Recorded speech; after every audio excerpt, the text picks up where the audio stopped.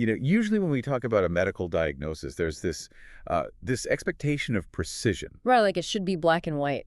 Exactly. It's almost like engineering, like you fall off a bike, you break your arm, and the X-ray shows that jagged white line. Yeah, and the doctor just points at the screen and says, well, there it is. That's the problem. Right. It's very binary. Broken or not broken. You can point to the physical fracture, you cast it, and you can generally predict the exact timeline for healing. Yeah, but then you step into the world of neurodevelopment or, mental health and trauma, Yeah. and suddenly that X-ray machine is completely useless. Oh, entirely useless. We're looking at a diagnostic landscape that is just incredibly murky. We rely on, symptom clusters, subjective self-reporting, behavioral observations, things like that. Which is incredibly frustrating for patients. It's so frustrating. And for anyone listening to this deep dive right now who has navigated these waters, whether you are dealing with profound brain fog, severe anxiety, maybe treatment-resistant depression, or you're supporting a loved one who is, exactly how frustrating this lack of precision can be. Absolutely. We treat these issues like they're purely psychological, software glitches. We tell you to reframe your thoughts, go to therapy, process the trauma. And I mean, to be fair, all of that is valid. Oh, let me be clear. It is completely valid.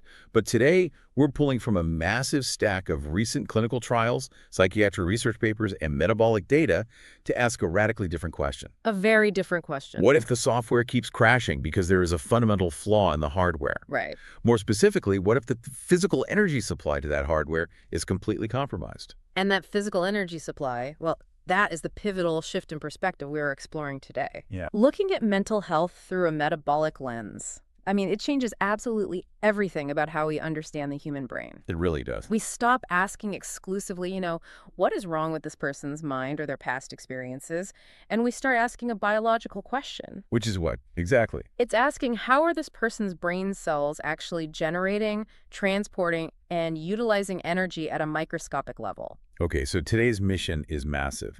We are synthesizing this mountain of medical research to construct a comprehensive, multimodal lifestyle approach for optimal brain health. Because we aren't just giving you abstract theories to ponder here. Right. No, we are going to build out 4 interconnected pillars: diet, exercise, mindfulness, and circadian rhythm alignment. And the key promise here is actionability. Yes, actionable steps. By the end of this deep dive, we are going to provide you with a sequenced daily routine, specific biomarker tracking protocols, and really vital clinical insights. Which is huge. It's especially crucial for patients who are highly sensitive to standard psychiatric medications, or those who, under strict medical supervision, of course, are looking to safely taper off them. Okay, let's unpack this. Because before we build this 4-pillar lifestyle, we have to understand the foundation, right? Yeah. We need to know why the brain desperately needs this intervention in the first place. We have to make a narrative transition from thinking about mental illness to thinking about metabolic dysfunction. Yes. And to do that, I want to look at the research you brought regarding the bidirectional relationship between metabolic health and mental health. Right, so it is entirely bidirectional, which really challenges a lot of legacy thinking in psychiatry. How so? Well, for a long time, the assumption was that if someone had severe depression or schizophrenia, they might eventually develop metabolic issues because, maybe they aren't exercising. Or they were eating poorly because they were depressed. Exactly, due to their mental state. But a fascinating study by Perry and colleagues, this was in 2021, it blew a massive hole in that assumption. What did they find? They looked at longitudinal data. So following a large cohort of people from childhood deep into young adulthood, and they weren't just looking at behavior, they were tracking actual biological markers. Boy. They found that children who had the highest levels of fasting insulin and other metabolic abnormalities at a very young age, they were at a significantly increased risk of developing severe mental health disorders later in life. Wait, really? Yes, specifically schizophrenia and major depressive disorder. Okay, let me make sure I'm wrapping my head around this. So the metabolic fire, the insulin issues, the blood sugar dysregulation that was burning in childhood, long before the psychiatric symptoms ever showed up on anyone's radar. That is exactly what the data indicates. The metabolic dysfunction wasn't just a side effect of being an adult with a mental illness. It was an early biological predictor. Wow. And then we can look at the other side of the loop. There's a complementary study by Pan in 2010 that followed a massive cohort of women over time. And what did that one show? They found that women with a history of depression were much more likely to develop type 2 diabetes. Oh, wow. And conversely, those who developed diabetes first had a highly elevated risk of subsequent depression.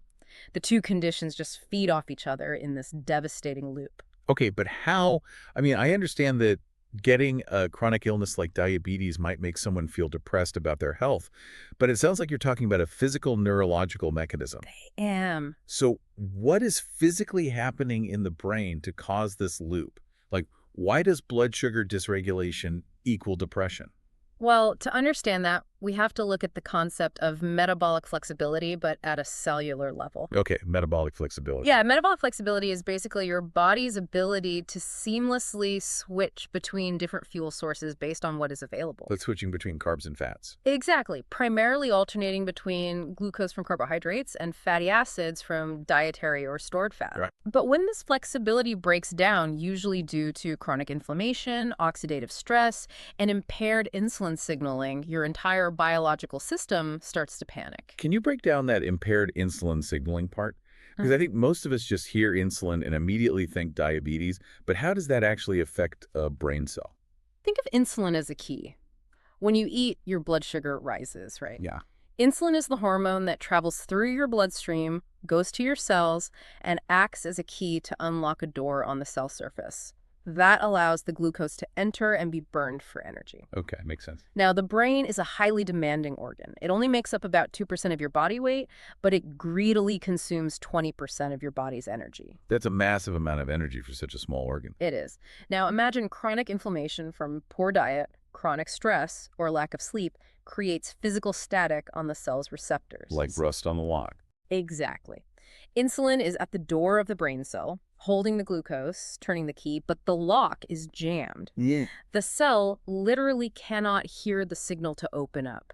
This is insulin resistance. I see. If insulin resistance occurs in the brain, the neurons become incapable of taking in their primary fuel. So, wait, the glucose is just floating around in the bloodstream causing havoc, while the actual brain cells are literally starving to death. That is exactly what happens. The nervous system then attempts to run this massive, energy-hungry supercomputer on a wildly unstable, low-energy supply. It's like driving a hybrid car that has lost the ability to switch between gas and electric modes. Yes, perfect analogy. Right, so if it gets stuck trying to draw power from an empty electric battery, and the computer won't let the gas engine engage, the car doesn't just slow down gracefully, it violently sputters and stalls in the middle of the highway. Exactly. Our brains are stalling. The hybrid car analogy works perfectly, but let's take it a step further. When the brain stalls, it doesn't just sit there quietly on the side of the highway. What does it do? It panics. It interprets a drop in cellular energy as a literal existential threat. Like you're dying. Yes. When the brain stalls, it triggers a massive alarm state in the autonomic nervous system. You experience sudden, inexplicable crashes in energy, hyperarousal, or extreme anxiety. Well, I'd ask anyone listening to reflect on their own energy crashes. Have you ever experienced a sudden wave of anxiety or dread that felt completely out of proportion to your environment? definitely. Like you're sitting safely on your couch, reading a book, but your heart starts racing, you start sweating, and you feel this profound sense of doom. Yes. And the immediate reaction is to start looking around the room for a psychological reason. You start thinking, what am I stressed about? Is it my job? Is it my relationship? But often you aren't reacting to a psychological threat at all. You are running on biological fumes. That's wild. Your brain is sounding the alarm because it is experiencing an acute localized energy crisis. Your neurons are sending out SOS signals because they literally do not have the ATP, the cellular energy currency, to maintain their basic resting electrical charge. That reframes so much of the guilt and confusion people feel about their anxiety. Like, it's not a moral failing, it's a literal fuel shortage. Exactly. But here is where it gets really dark in the research stack you provided. What happens when someone experiencing these severe energy crisis symptoms goes to a psychiatrist and gets put on standard psychotropic medications? This is where the bidirectional loop we talked about becomes a vicious, rapidly accelerating cycle. Because of the side effects. Yes. Standard medications like second-generation antipsychotics such as olanzapine or clozapine, mood stabilizers like lithium and valproic acid, and even certain SSRI antidepressants, they are frequently very effective at managing acute psychiatric symptoms. Right. They can save lives in an emergency. They can act as an essential chemical restraint when someone is in a dangerous crisis, but they come with a massive, undeniable metabolic cost. And the research backs this up. The literature extensively documents that these specific drugs induce rapid, sometimes extreme weight gain, severe systemic insulin resistance, and dyslipidemia. Which is, what, a lipid problem? Yes, it's a dangerous imbalance of lipids in the blood, high triglycerides, low HDL cholesterol. So let me get this straight. The very medication prescribed to fix the brain's distress is actively destroying the body's ability to process fuel. In many cases, yeah, that is the tragic paradox. The medication might quiet the psychological distress in the short term by blocking dopamine or altering serotonin, but by worsening the underlying insulin resistance, it accelerates the long-term metabolic decline. That is just awful. Going back to your analogy, you're putting a giant muffler on the stalling hybrid car so you don't hear the engine sputtering and backfiring. Right. Which makes the ride feel smoother for a minute, but you are simultaneously draining what little fuel is left in the gas tank. Eventually, the system is going to shut down entirely. Okay, this paints a pretty dire picture. If the brain's glucose engine is sputtering because of insulin resistance and the psychiatric medications are clogging the fuel lines even further, how do we jumpstart the system? We have to find an alternate fuel. Because we can't just leave people in distress. This brings us to the first massive shift in the research, which is the cornerstone of the dietary pillar.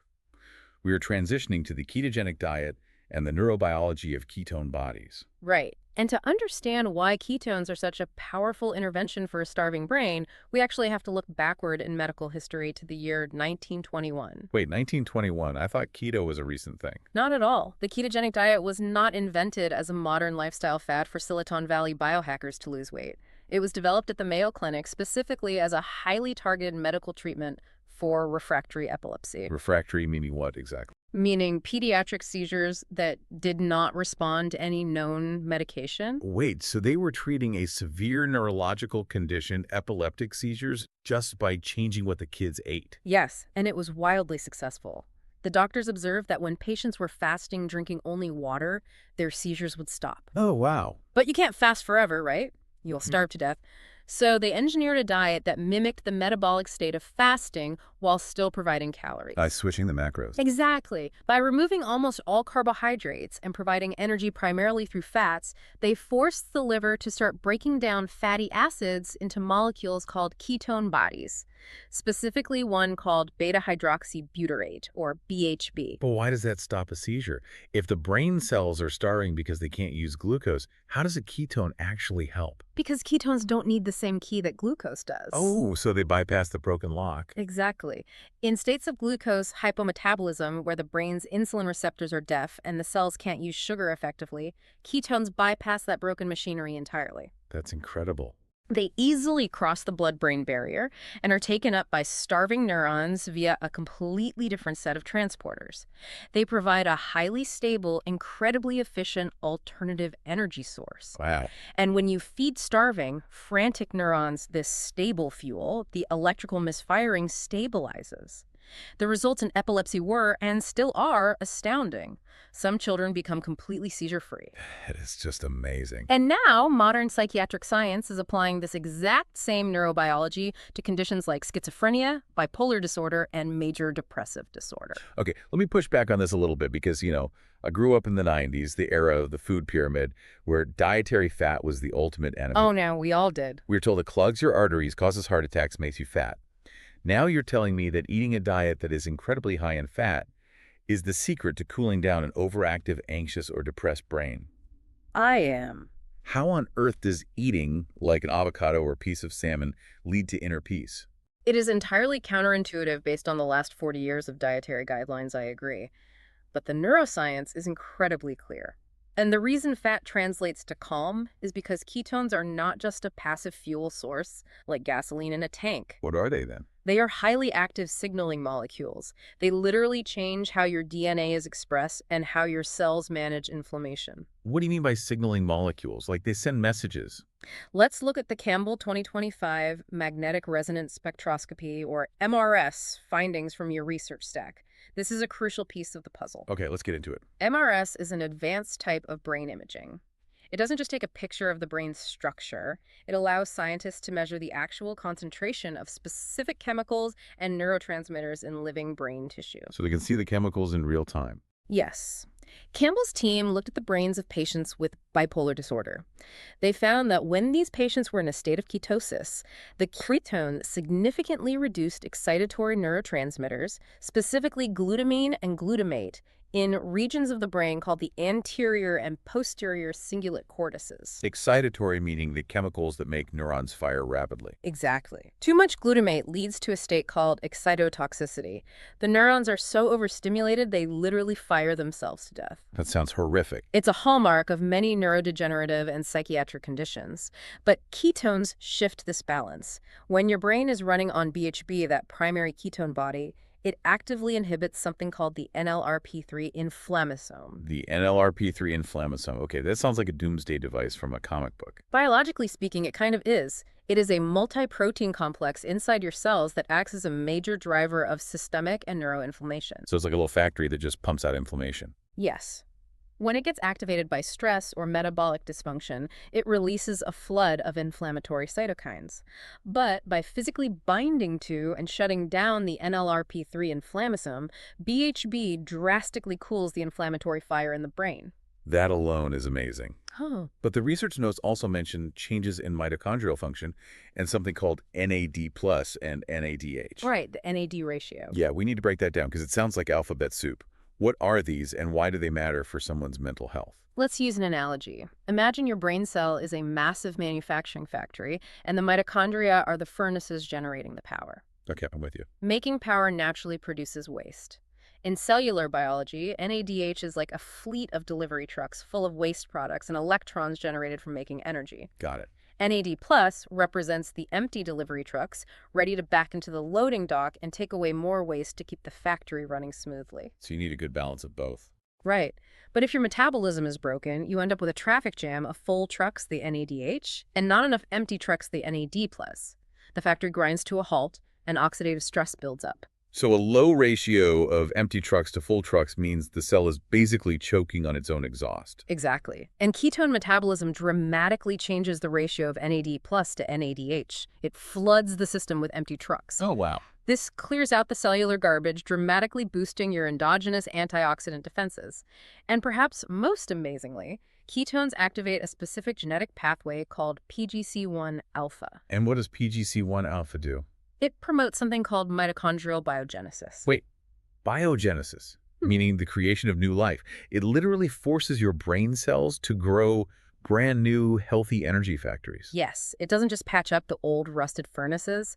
It signals the cell to build entirely new, highly efficient mitochondria. That is mind-blowing. It replaces the broken parts of the engine. And while it's doing this on a neurotransmitter level, a ketogenic diet increases the synthesis of GABA. GABA, that's the calming one, right? Oh, Yes. GABA is your brain's primary calming inhibitory neurotransmitter. It's the neurochemical equivalent of taking a deep, relaxing breath, so you're simultaneously reducing the excitatory, frantic glutamate and increasing the calming GABA while building new cellular power plants. this completely upends the idea that we can only alter neurotransmitters with, patented pharmaceuticals. Completely. But this isn't just theoretical biology in a petri dish. The clinical data you brought is jaw-dropping. Let's talk about the SETI pilot trial from 2024. This was a landmark pilot study out of Stanford. They took patients with chronic severe schizophrenia and bipolar disorder. These were severe cases, right? Yes, patients who were suffering despite standard psychiatric care, and they put them on a clinically supervised ketogenic diet. The results were staggering.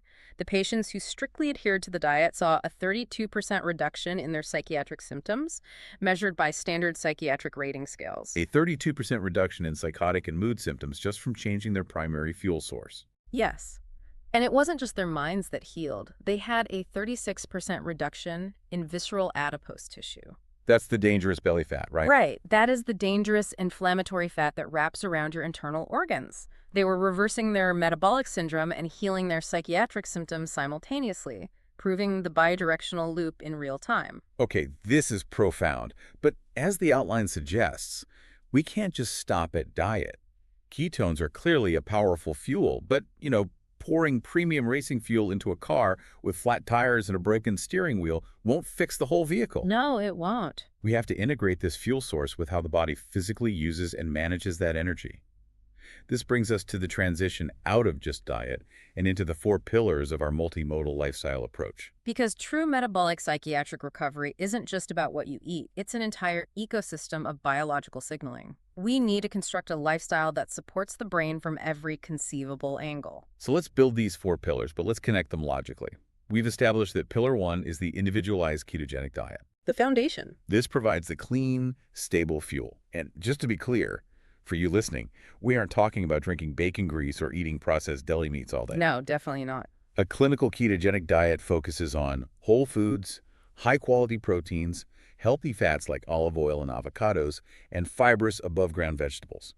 But the individualized part is key, right? Yes, very important. The notes highlight that we must eliminate specific individual sensitivities.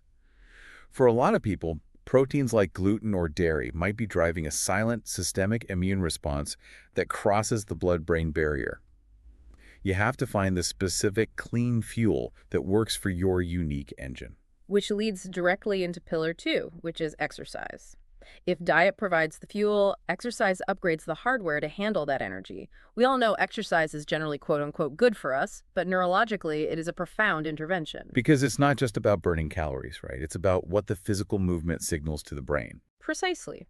Forms of exercise like resistance training, high-intensity interval training, and even sustained aerobic exercise all profoundly boost something called brain-derived neurotrophic factor, or BDNF.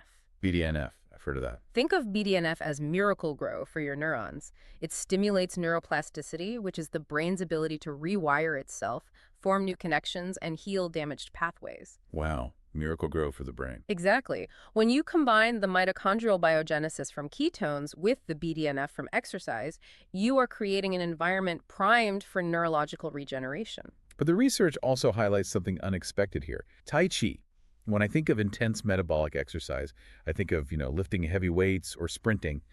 Why is Tai Chi specifically listed as a crucial part of this pillar? Because we must integrate mind-body exercises that challenge the nervous system in a different way.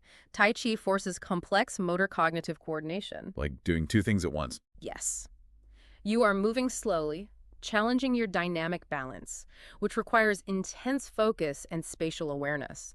The research shows that this specific type of movement actually reduces oxidative stress by increasing the activity of our body's endogenous antioxidant enzymes. Wait, enzymes that our own body makes? Yes, specifically superoxide dismutase, or SOD, and glutathione peroxidase, or GPX. So if I'm tracking this, diet clears out the waste trucks, intense exercise grows new neurons, and Tai Chi actively deploys enzymes that act like cellular fire extinguishers. Exactly. It's a layered defense. But even with the best fuel and the strongest engine, if you drive a car at 100 miles an hour continuously, it will eventually overheat. Right. The human nervous system is the same. This brings us to pillar 3, mindfulness and vagal tone. I feel like mindfulness is a word that has been commodified to the point of losing its meaning. People think it means paying for an app to listen to, like ocean sounds. What does mindfulness mean in a strict metabolic neurobiological context? In this context, mindfulness is the active mechanical process of triggering safety signaling in your autonomic nervous system. Remember earlier when we said a starving brain panics and sounds the alarm? Yes, the existential threat. Well, our modern lives keep that alarm ringing constantly. We are bombarded with micro stressors, emails, traffic, news notifications. When you are in a sympathetic fight-or-flight stress state, your body halts all long-term cellular repair projects. Because it thinks it needs all available energy to run away from a predator. Exactly. It's triage. Like if you're bleeding out, the hospital isn't going to worry about your cholesterol levels. Yes. When you practice mindfulness, you are artificially overriding that triage system. You are sending a biological signal to your brain saying, we are safe. We are not being chased by a tiger. And what happens when the brain feels safe? When the brain genuinely feels safe, it allows the parasympathetic nervous system, the rest and digest system, to take over. It diverts resources away from panic and redirects that energy toward repairing damaged cells, digesting food, and balancing hormones. And the research highlights that we can actively stimulate this through the vagus nerve. The vagus nerve is like the superhighway connecting the brain to the gut, the heart, and the lungs, right? It is the primary conduit of the parasympathetic system.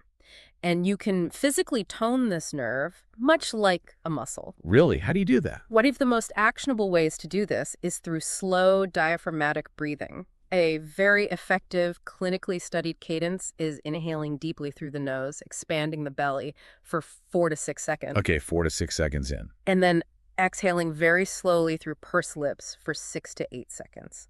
Making the exhale longer than the inhale mechanically slows the heart rate and sends an immediate safety signal up the vagus nerve to the brain. That's so simple, yet so powerful. Another incredibly powerful vagal nerve stimulator is safe, controlled cold exposure, like ending your morning shower with 30 seconds of cold water. Okay, so we have the fuel, the hardware upgrade, and the cooling system. But none of this matters if the engine doesn't know when to run. This transitions us to the final and often most neglected component. Pillar 4, circadian rhythm alignment. This pillar is non-negotiable. Every cell in your body, especially your liver and your brain, has a biological clock. The SHEAR 2009 findings are a stark reminder of this. What did the SHEAR findings show? They took healthy participants and misaligned their circadian rhythms, essentially mimicking shift work or extreme jet lag, by having them eat and sleep at completely unnatural times relative to the light-dark cycle. And what happened to them? Their metabolic health plummeted within days. Days. Yes, days. The circadian misalignment literally impaired their body's glucose tolerance and altered their insulin sensitivity. It proved that it's not just what you eat, but when you eat it. Wow. If you eat a meal at midnight, your liver is utterly confused. It thinks it should be fasting and repairing, not processing incoming energy. So all of these pillars are deeply interconnected through the autonomic nervous system. They are. Let me just synthesize this. Diet provides the metabolic foundation. Exercise provides a hormetic stressor, a beneficial controlled stress that forces the body to adapt and build resilience. Perfect. Mindfulness and slow breathing actively engage the parasympathetic system, dramatically improving heart rate variability, which is a key marker of nervous system flexibility. And circadian alignment dictates the overarching hormonal symphony that governs all of it. That synthesis is perfect. If you remove any one of those pillars, the entire structure becomes unstable. Okay, but this brings up a massive practical issue. Knowing the science of what to do is entirely different from knowing how to actually do it. True. If you're listening, you might be feeling overwhelmed. Like, how do you actually live this out in a 24-hour cycle? Let's sequence the ultimate daily routine for mental health, breaking it down into actionable phases. Let's start with the morning, what we'll call the awakening phase. The awakening phase dictates the success of your entire day, and it starts the second you open your eyes. The absolute most critical first step is immediate exposure to natural sunlight. You need to get outside without sunglasses within 30 minutes of waking up. Why is that so crucial? What if I just turn on, like, the bright overhead lights in my kitchen? Indoor lighting is nowhere near bright enough. Natural sunlight contains a specific spectrum of blue and white light. When those photons hit the melanopsin receptors in your retinas, a signal travels instantly to the suprachiasmatic nucleus. The suprachiasmatic nucleus. That's a mouthful. It's the master clock in your brain. This signal violently halts the production of melatonin, the sleep hormone. Furthermore, it sets a biological timer. Oh, for later that night. Exactly. By anchoring your master clock in the morning, your brain knows exactly when to start releasing melatonin 14 to 16 hours later. If you live somewhere dark or it's winter, utilizing a 10,000 lux light box for 30 minutes while you have your morning coffee is a scientifically validated substitute. Okay, so light is step 1. What about the diet side in the morning? Step 2 is rigorous hydration, especially if you are in the initial keto adaptation phase. When you drop carbohydrates, your body sheds a massive amount of water. You should be aiming for roughly 0.5 ounces of water per pound of body weight throughout the day, starting with a large glass in the morning. And just plain water? No, it cannot be just plain water. It must be loaded with electrolytes, specifically sodium, potassium, and magnesium. Got it. And the morning is also the ideal window to deploy pillar 2, right? Yes, this is the perfect time to engage in aerobic exercise or your Tai Chi practice. Your cortisol is naturally peaking in the morning to wake you up. Utilizing that natural cortisol spike for exercise maximizes the release of BDNF. Moving into the midday, what we'll call the performance phase. I assume this is where adherence to your well-formulated ketogenic meal plan is front and center. But the notes highlight a specific interaction between stress and blood sugar here that is just fascinating. You need to implement brief 5-minute mindfulness or box breathing breaks throughout your workday. Why? If I'm eating zero carbs, why do I need to worry about my blood sugar spiking from, like, a stressful email? Because stress is highly glycogenic. If your boss sends you a terrifying email, your brain perceives a threat.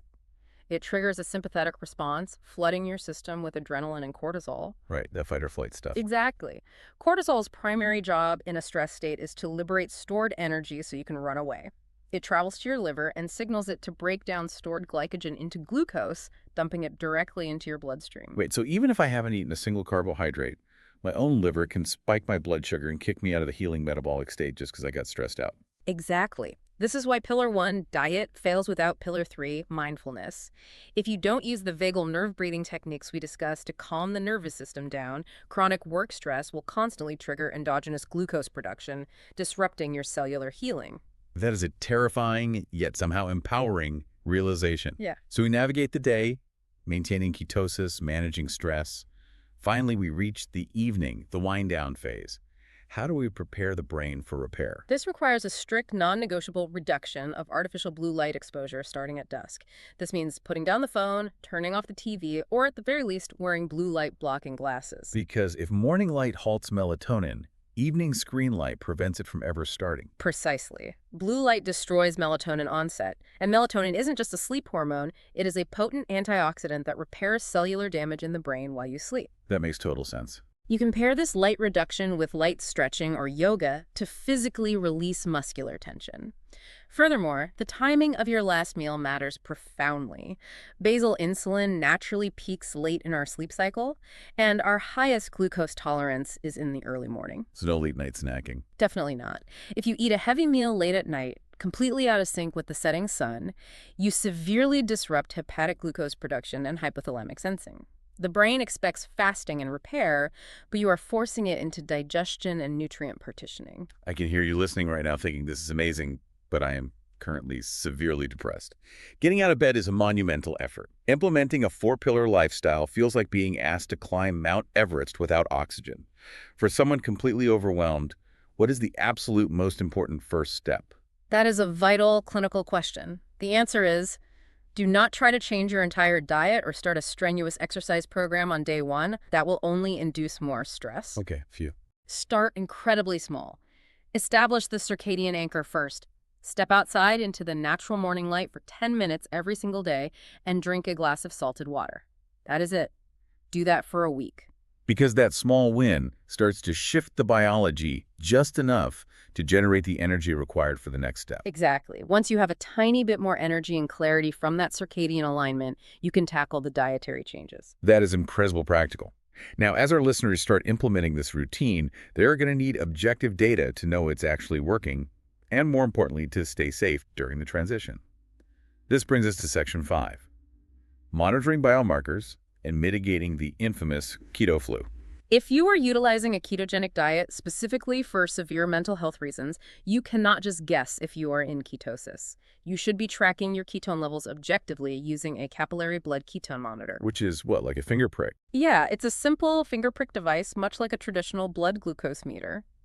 For psychiatric intervention, you are generally aiming for a therapeutic range of 0.5 to 5 millimolar to confirm strict adherence.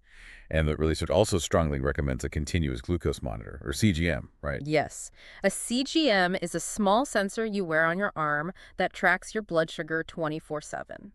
It is highly recommended, especially for patients who are currently taking psychiatric or metabolic medications, to ensure their blood sugar doesn't drop too low, a state called hypoglycemia. Right. It also allows you to see in real time how a stressful event spikes your glucose, reinforcing the need for mindfulness. But what about before you even start? What should a listener be asking their primary care doctor for? We want to give them the exact blueprint. You need a comprehensive baseline to track your progress and ensure safety. Ask your doctor to run a comprehensive metabolic panel, or CMP, to check your baseline kidney and liver function. You need a complete blood count, a fasting lipid panel to monitor your cholesterol and triglycerides, and an HbA1c to check your long-term 3-month average blood sugar. The notes also mention some very specific micronutrients. Vitamin D and B12 seem standard, but what is carnitine, and why check RBC magnesium? Carnitine is an amino acid derivative that is absolutely critical for fat metabolism. It acts as the shuttle that physically transports long-chain fatty acids into the mitochondria so they can be burned for fuel. So if you don't have enough, you can't burn fat. Exactly. If you are deficient in carnitine, you will struggle to adapt to a high-fat diet. And checking red blood cell, or RBC, magnesium is crucial because standard serum magnesium tests are notoriously inaccurate. RBC magnesium shows what is actually inside the cells. And magnesium is important because Because magnesium is involved in over 300 enzymatic reactions, including energy production and nervous system regulation. Okay, let's talk about the transition itself because the first few weeks can be notoriously rough. We have to address the keto flu and give people the exact numbers to prevent it. The keto flu is a cluster of symptoms: headaches, fatigue, nausea, irritability that people often experience when they first remove carbohydrates. But it is entirely preventable if you understand the physiology. Why does it happen? It happens because as you stop eating carbs, your insulin levels naturally drop. This is the goal. But insulin also acts on the kidneys, telling them to hold on to sodium. When insulin drops, the kidneys receive a massive biological signal to aggressively excrete sodium, and water follows it out through the urine. So you aren't just losing water weight, you are flushing out your body's electrical conductive material. Precisely. And along with the sodium, your body also starts to lose potassium and magnesium. To combat this rapid depletion, aggressive daily supplementation is absolutely mandatory during the transition. You need to consume 3,000 to 5,000 milligrams of sodium, 3,000 to 4,700 milligrams of potassium, and 300 to 400 milligrams of magnesium every single day. Here is where it gets incredibly tricky for someone dealing with a psychiatric condition. During those first 3 weeks, you might feel extreme fatigue, heart palpitations, or even what feels exactly like a panic attack. A patient might logically think, oh my God, the diet's making my anxiety worse. My psychiatric symptoms are flaring up. But often they aren't psychiatric symptoms at all. Your brain is actually just begging for a pinch of salt, some potassium, and some avocado. It is an acute electrolyte deficiency masquerading as a psychiatric crisis. That is a staggering realization. Knowing the difference between a panic attack and low sodium could be the difference between quitting the intervention or successfully healing. And this nuance highlights exactly why medical supervision is so critical. Absolutely. Which transitions us to the most delicate, complex, and potentially dangerous part of this deep dive: the clinical strategies for safely tapering psychiatric medications. I want to be extremely clear here for you listening. We are discussing clinical information based strictly on current literature. This is not medical advice. Do not ever attempt to change or stop your psychiatric medications on your own. You must do this under the vigilant supervision of a qualified physician. That disclaimer is paramount. We are discussing the documented biological phenomena that occur during metabolic therapy. And one of the most critical phenomena is the paradox of healing. The healthier your metabolism gets, the more toxic your old medication dose might become. Let's walk through the mechanics of that. Why would a dose of medication that I've tolerated for like 5 years suddenly become dangerous just because I changed my diet? It comes down to a pharmacokinetic phenomenon called medication potentiation. When you transition to a highly efficient fat-burning state, it can fundamentally alter the activity of specific enzymes in your liver, particularly the cytochrome P450 enzyme system. And what do those enzymes do? These are the primary enzymes responsible for breaking down and clearing medications from your bloodstream. So if the enzymes change how they operate, the drug stays in the body differently. Exactly. As your metabolic health improves, systemic inflammation drops, and liver function optimizes, the bioavailability of your drugs can drastically increase. Because the drug isn't being broken down the same way, the concentration in your blood rises. Oh, wow. Suddenly, the normal daily dose of an antipsychotic, mood stabilizer, or antidepressant you've taken for years feels to your body like a massive sudden overdose. What does that actually look like for the patient? What are the symptoms of this potentiation? It can be highly distressing. Patients might experience severe, uncharacteristic sedation where they simply cannot stay awake. They might experience orthostatic hypotension, which is a severe, sudden drop in blood pressure when they stand up, causing dizziness or fainting. The outline also mentions extrapyramidal symptoms. What does that mean? Extrapyramidal refers to the motor control network in your brain. When certain psychiatric medications, particularly antipsychotics, build up to toxic levels, they severely disrupt dopamine pathways involved in movement. So it affects how they move. Yes. Patients might develop drug-induced tremors, uncontrollable muscle spasms, stiffening of the neck or jaw, or a terrifying inner restlessness called akathisia, where they feel physically compelled to constantly pace.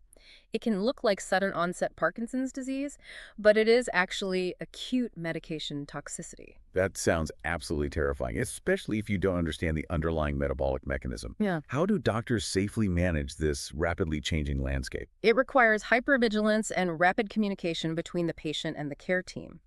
Antihypertensive blood pressure medications and diabetes medications like exogenous insulin often need to be drastically reduced within a matter of days of starting a ketogenic diet because blood pressure and blood sugar drop so rapidly on their own. Because if you don't lower the medication, the patient could suffer a fatal hypoglycemic event. Yeah. And what about psychiatric drugs specifically? Medications with what we call a narrow therapeutic index, meaning the difference between an effective dose and a toxic dose is very small, require extreme monitoring. This includes drugs like lithium, valproic acid, and carbamazepine. Because of the keto flu stuff. Yes, because of the massive fluid and electrolyte shifts we discussed earlier with the keto flu, the concentration of these drugs in the blood can swing wildly during the early adaptation phase. Doctors must frequently draw blood to monitor the serum levels of these drugs and adjust the dosage down proactively. But if this incredibly complex, delicate tapering process is done correctly, what is the price? What do the long-term milestones of recovery actually look like in the literature? The clinical outcomes justify the rigorous effort. We can look at the Wundering study from 2013. They demonstrated that progressive, structured dose reduction of antipsychotics over a multi-year period led to significantly better long-term social and vocational recovery rates compared to patients who were maintained on high static doses. Better social recovery, meaning what? The patients who tapered successfully were more likely to return to work, maintain relationships, and integrate into society. And marrying that tapering strategy with metabolic therapy accelerates the process. Yeah. The notes highlight the Danon 2022 study. Yes, the Danon study is a brilliant example. It was an inpatient study evaluating a ketogenic diet specifically for severe refractory mental illness. Remarkably, 64% of the patients had their psychotropic medication doses safely reduced during the dietary intervention, while simultaneously seeing an improvement in their psychiatric symptoms. But we have to be honest here. The withdrawal process from psychiatric medications is notoriously brutal. People experience brain zaps, profound rebound anxiety, insomnia, flu-like symptoms. How does adopting this multimodal lifestyle actually help someone survive the withdrawal? It acts as a profound neurobiological buffer. Think of drug withdrawal as an earthquake in the brain. The four pillars, a ketogenic diet, exercise, mindfulness, and circadian alignment, build shock absorbers. Oh, I like that analogy. They provide the brain with a highly stable, continuous energy supply and drastically reduce neuroinflammation, which cushions the shock of the drug withdrawal. So as you lower the medication, the diet steps in to support the structural integrity of the brain. Exactly. For example, as a doctor reduces a patient's antipsychotic dosage, they are reducing the blockade of dopamine receptors. This often alleviates the cognitive fog, emotional blunting, and negative symptoms associated with the drugs. Right. The metabolic interventions provide the structural and energetic support the neurons need to wake back up and heal during that highly vulnerable tapering window. But the withdrawal management must move at a highly individualized, gradual pace. It is a marathon, not a sprint. And it cannot be done alone. Never alone. It requires an integrated, multidisciplinary team. A willing psychiatrist to manage the taper, a specialized metabolic dietitian to ensure nutritional adequacy, and a primary care doctor monitoring the overarching lab work, all talking to each other. This lifestyle intervention is undeniably powerful. But in the interest of complete transparency, we have to acknowledge that it is not universally applicable. Let's outline the medical contraindications before we get to the incredible real-world triumphs. Who should absolutely not be attempting a strict ketogenic diet? Pregnancy is a major critical caution. Observational studies have raised concerns linking very low carbohydrate intake during pregnancy to an increased risk of neural tube defects in the developing fetus. Is that because carbohydrates themselves are necessary for fetal development? It is largely suspected to be due to a lack of folate, a B vitamin critical for neural tube closure, which is heavily fortified in grain and carbohydrate products in many countries. Furthermore, severe metabolic shifts during pregnancy can alter fetal organ growth trajectories. The risk profile is simply too high. Okay, what else? Additionally, anyone with rare genetic inborn errors of fat metabolism, meaning their bodies lack the specific enzymes required to break down fatty acids, cannot do this diet, as it would be fatal. Wow, okay. What about organ function? If you have severe advanced liver or pancreatic disease, your body cannot safely process the high fat intake required by a ketogenic diet. And finally, there is a very specific, dangerous pharmaceutical interaction. Bushes. If a patient is diabetic and currently taking a specific class of glucose-lowering drugs called SGLT2 inhibitors, doing keto puts them at a severe risk for a deadly condition called euglycemic ketoacidosis. Okay, let's break that term down. What is euglycemic ketoacidosis and why is it so dangerous? Normally, diabetic ketoacidosis happens when blood sugar is dangerously sky high and insulin is completely absent. The blood becomes acidic. But SGLT2 inhibitors work by forcing your kidneys to excrete excess glucose directly into your urine. Yeah. So if a patient on these drugs starts a keto diet, their blood sugar will look completely normal. That is the euglycemic part, meaning normal glucose. But because they are eating no carbs, their body is frantically overproducing ketones, thinking it is starving. Oh, no. The blood becomes dangerously, fatally acidic, but the standard warning sign, high blood sugar, is hidden by the drug. It is a hidden lethal trap. That perfectly illustrates why test, don't guess, and working with a medical team is non-negotiable. But for those who can safely implement this lifestyle, the human outcomes are nothing short of miraculous. Let's move beyond the lab results and look at the qualitative data from the SETI 2024 trial. What did the patients actually say about their lived experience? The clinical metrics are impressive, but the patient testimonials are what truly bring this science to life. Patients in the study reported the complete, unprecedented cessation of lifelong anxiety attacks. Oh. Completely gone. They described achieving a level of mood stabilization that was vastly superior to the heavy, sedating medications they had been reliant on for years, such as lamotrigine. It wasn't just about reducing bad symptoms, though, right? It was about the return of positive human experiences. Exactly. They experienced a profound return of global human functioning. The qualitative data noted patients resuming sexual activity, experiencing intimacy, and feeling genuine emotional connection after years of medication-induced numbness and apathy. Got their feelings back. They felt like themselves again. In the bipolar cohort of that specific trial, 100% of the participants who actually adhered strictly to the dietary intervention reached a state classified clinically as recovered or recovering. 100%. Let's just pause and put that in context. The standard outcome trajectory for serious mental illness is historically grim. We are talking about a tragic 15 to 20-year reduction in life expectancy for these patients, usually not from the psychiatric illness itself, but from cardiovascular and metabolic disease driven by the systemic inflammation and the massive metabolic side effects of the medications. That is the tragic reality of standard care. We have been trading metabolic health for short-term psychiatric stability, but this multimodal approach proves that we don't have to make that trade. Right. Achieving emotional, psychiatric recovery and metabolic reversal simultaneously doesn't just make people feel better day to day, it literally saves decades of human life. These aren't just clinical data points floating in a medical journal. These are mothers, fathers, and children getting their lives, their unique personalities, and their futures back. It is the ultimate promise of metabolic psychiatry, healing the physical engine of the brain to restore the mind. So as we wrap up this massive deep dive, let's recap the journey we've been on. We started by exploring how mental health is inextricably bidirectionally tied to metabolic health. Right, the hardware issue. Exactly. We unpacked how the neurobiology of ketones, acting as both fuel and signaling molecules, alongside our 4 actionable pillars, an individualized diet, BDNF-boosting exercise, vagal toning mindfulness, and strict circadian rhythm alignment can physically repair the brain's broken energy grid.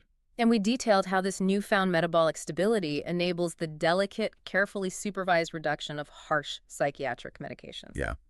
We covered the practical biology, but if we connect this to the even bigger picture, there is a final, rather mind-bending concept from the edge of theoretical research that we should leave you to ponder. Oh, this is fascinating. We talked about how we are repairing the physical hardware of the brain. We know that inside every single neuron, there are tiny, intricate structural tubes called microtubules. Traditionally, biology has viewed them simply as the physical scaffolding of the brain cells. But cutting-edge quantum biology, specifically theories like the orchestrated objective reduction, or ORSUR theory, pioneered by Sir Roger Penrose and Stuart Hameroff, as well as concepts surrounding the quantum cognition gradient, suggest these microtubules might be doing much more than just providing structure. Wait, are we talking about literal quantum physics happening inside the wet, warm environment of the human brain? We are. It's a frontier science, but these theories propose that the precise structure of these microtubules might actually be sustaining delicate states of quantum coherence within the brain, Wow. and that this quantum coherence, millions of neurons functioning in a unified quantum state, could be the very physical birthplace of human consciousness itself. That is absolutely wild. It changes the stakes entirely. Right. Think about what we've discussed today regarding metabolic dysfunction. What if chronic inflammation, extreme oxidative stress, and the cellular chaos caused by poor diets, chronic stress, and disrupted sleep aren't just causing subjective brain fog? Yeah. What if that physical inflammation is literally destroying the pristine cellular environment required to maintain quantum coherence? What if metabolic disease is physically causing quantum decoherence in your brain? So by optimizing your metabolism with these four pillars, you aren't just fueling your cells to prevent a panic attack. You might be physically preserving the delicate, intricate quantum symphony of your own consciousness. You are maintaining the very physical structure that allows you to experience reality. That is a staggering, beautiful thought to end on. If the X-ray machine for mental health is broken, maybe it's because we've been looking at the wrong physics altogether. We aren't just muddy diagnostic waters or a collection of psychological traumas. We are an intricate, energy-dependent quantum symphony. Thank you so much for joining us on this deep dive into the metabolic engine of your brain. We encourage you to question everything, consult closely with your doctors, and take that very first crucial step into the morning sunlight tomorrow. We'll see you next time.